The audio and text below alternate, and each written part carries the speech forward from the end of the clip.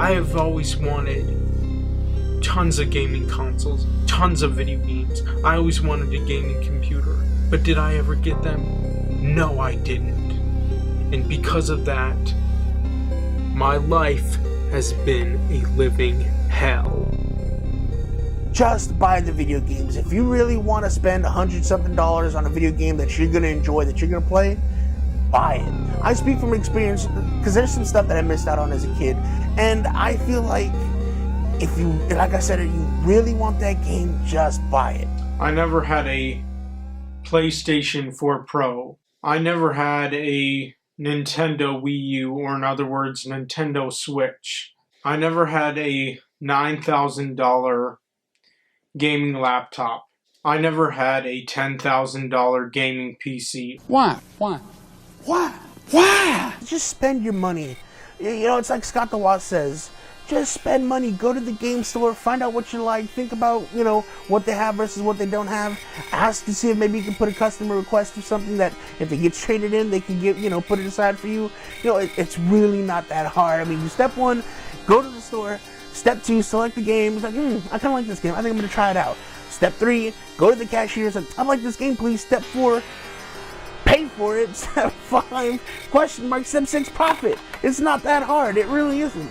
I never had a $10,000 gaming PC. That is the most and main electronic that I truly want, desire, crave, and so dearly and greatly wish I had, and of course have, since I was 16 years old in the year 2013. For the past 4 years, my life has been nothing but a living hell, emotionally and mentally. Literally. I honestly don't feel like it will ever get better. Unless a miracle happens and I become famous. My life will always be hell on earth. My life has literally, just flat out, been a living hell, emotionally and mentally. I have a broken heart, broken for many things and many reasons, but one of the main reasons is because I never had any horror video games at all, period. And emotionally and mentally I've just been torn apart. I would have loved to have been able to play Mario Kart 8 Deluxe Edition. I'm a huge, massive fan of the Mario Kart video game franchise. I mean, even though it's not like a adult game or anything like that, it's still fun and enjoyable.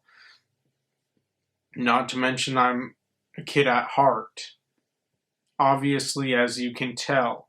I don't understand the elitism that comes from all this. I really don't like the culture of elitism.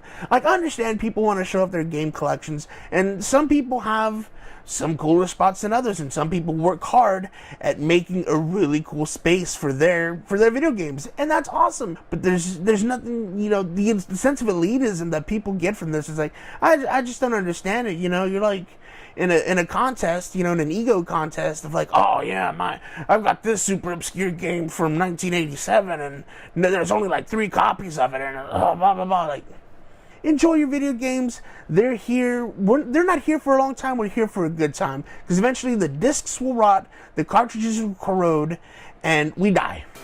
I did not have the kind of money to be able to afford, buy, or get those things or get that thing.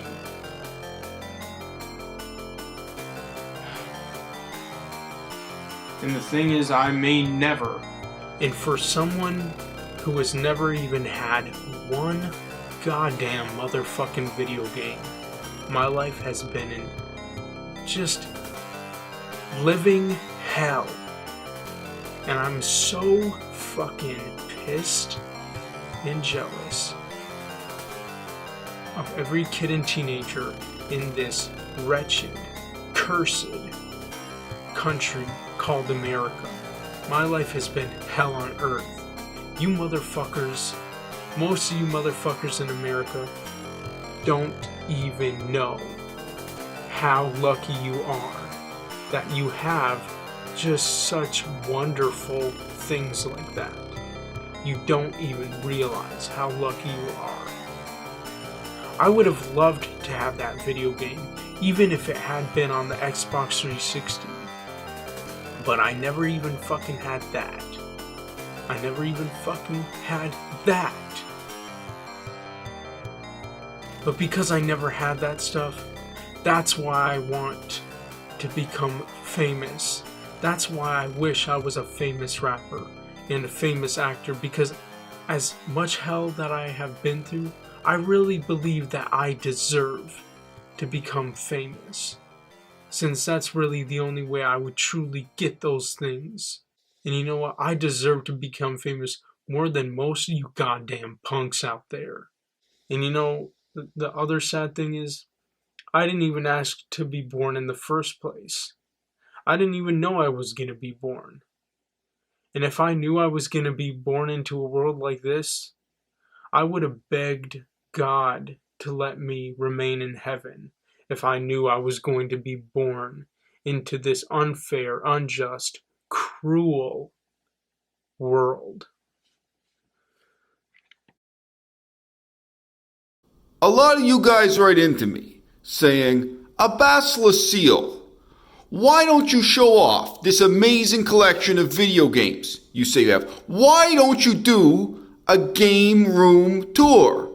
And then a tiny number of you, by comparison, are asking about this shit. You're saying, hey, can I get some kind of bookshelf tour? Can you talk me through the books on your shelf? Now I'm going to put you on game here.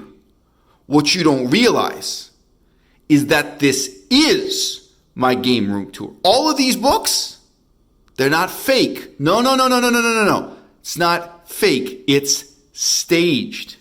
See this shit? See this shit right here? Oh, look at that. Pac-Man for the 3DS. Feeling a little bit wacky? Go back to DS style. What the fuck is this? Fucking Washington Irving. Nobody gives a fuck about Washington Irving. Throw that shit out. If it wasn't a place to keep Pac-Man. You see, you gotta think about this. When girls come over to your apartment, they do not want to see video games. No. Even if they want to play video games with you, even if they are going to sit down and play some 4-player NBA Jam with you and Nina and Randa or some shit, they don't want to see this around. You gotta learn to stow that shit. This is Seimitsu, Sanwa JLF. Yeah, it's beautiful. The bookshelf is not a place for reading. The bookshelf is a place where a young lady gets to discover who you really are. And when she comes in and starts snooping around, when she looks at different books on the shelf, she's telling you something about who she is also. I'm not telling you guys to cheat on your girlfriend, okay?